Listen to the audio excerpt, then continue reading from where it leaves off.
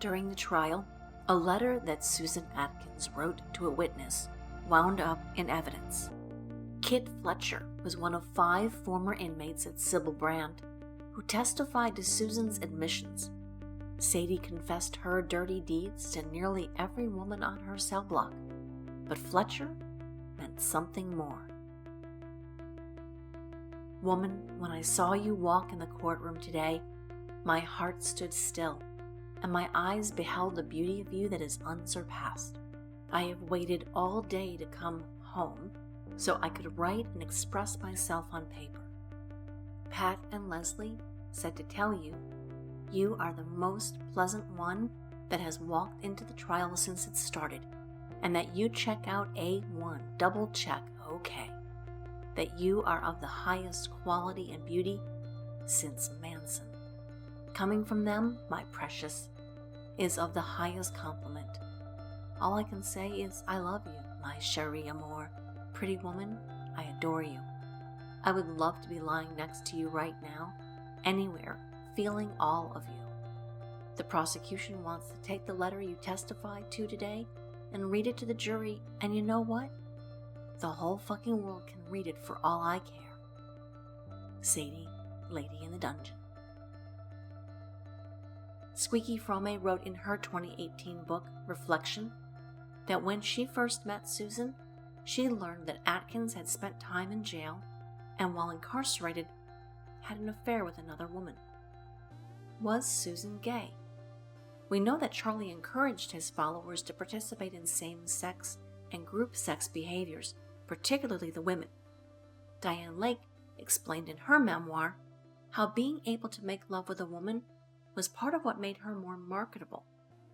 But was Susan's attraction to women more than Manson's machinations?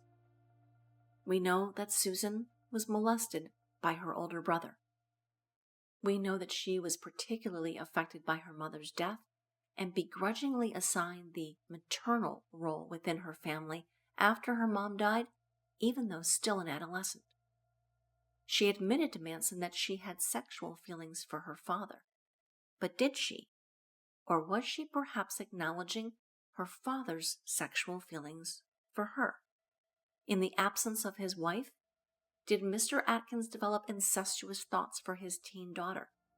Did he act upon those feelings?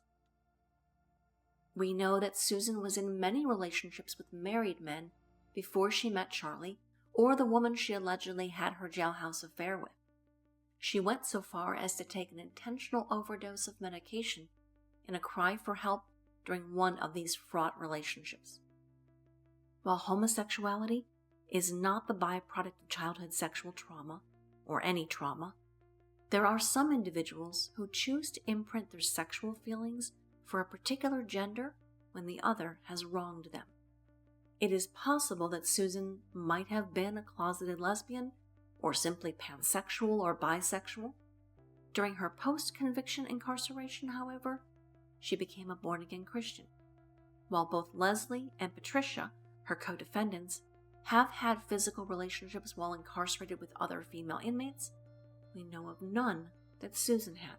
In fact, we know of 3 later relationships she had with men, a spiritual and romantic pen palship with Bruce Davis, and 2 marriages. Susan's faith might have led her to later believe that homosexuality was a sin. Or perhaps Sexy Sadie convinced herself that her feelings for women were merely a byproduct of her past drug use and bad behaviors.